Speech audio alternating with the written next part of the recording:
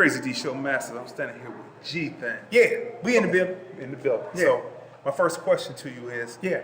how do you gauge between the black and white audience to make your jokes universal? Like you talked tonight about situations with white folks and they laugh. How do you gauge that? Well, you know, me personally, it ain't even about what I'm saying. Now they ain't got out of what I'm saying and they ain't bought into my personality. See, I ain't selling jokes.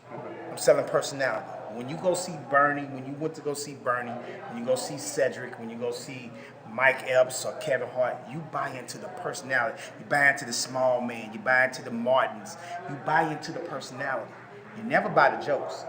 And sometimes these niggas don't even remember what I said anyway. But they said he was funny and they love the personality. So what I do is I sell them G first. And once they all bored on G, then they'll buy whatever I sell them. And whatever I come out my mouth, white people buy it, Mexican people buy it, Jews, Gentiles, Protestants, and Catholics. We're standing all. I've been drinking a little bit, so I'm sorry, America. I'm sorry. But I've been on stage for almost an hour, and I had to have a little juice. Juice. Yeah. When you're the headliner, how do you gauge how long you're going to stay out? Usually a headliner gets 45 an hour. You know, I learned this from Bernie, from Steve Harvey. Steve said, if a comic can't do an hour, he ain't no real comic. Shit has got to stop, nigga. I don't know how black people stay out here in Vegas with this goddamn heat. Nigga, the devil live out here. Shit, this hot. Nigga, this is that. Nigga, kill yourself.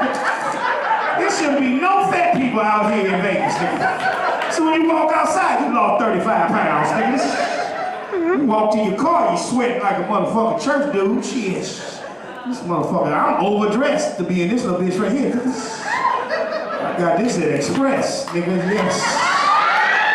Yeah, nigga, I got this off the mannequin, nigga. You know, and you gotta be able to go up there and entertain the people. And that they feel that they worth getting a show. When people don't leave, when you don't see people walking out the audience, they got a show. When they gauge it, see, a lot of comics ain't as fast as me. See, I'm a fast-paced comic, so I'm shooting. Da-da-da-da-da-da. Man, I don't give a fuck, nigga. Vegas, I don't know. Shit, you niggas should relocate. This is. I got this dark skin today, nigga. I want this.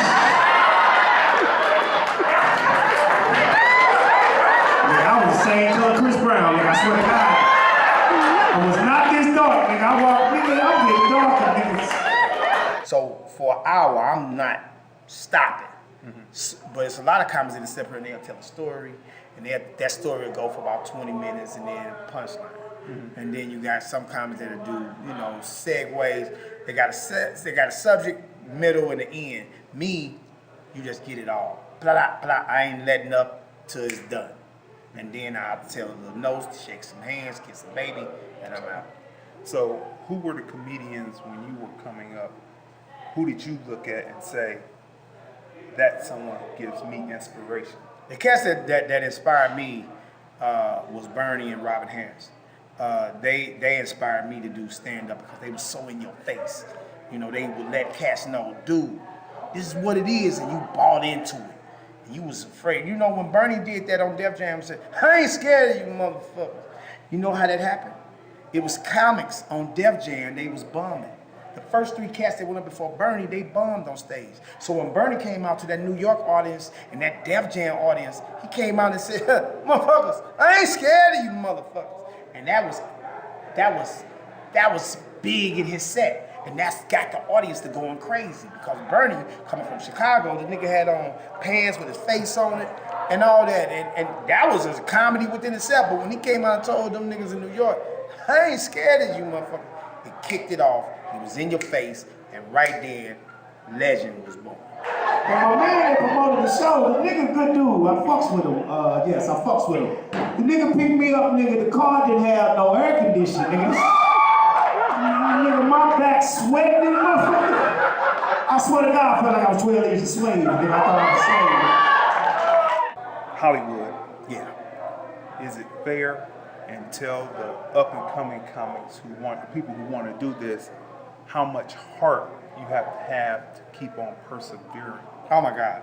I mean, you can't never, I always say this, and I tweet, and I Instagram, and I Facebook this. I always say, if God wake you up in the morning to continue your dream and your hustle, you win it. If God wake you up in the morning to continue your dreams and your hustle, you win it.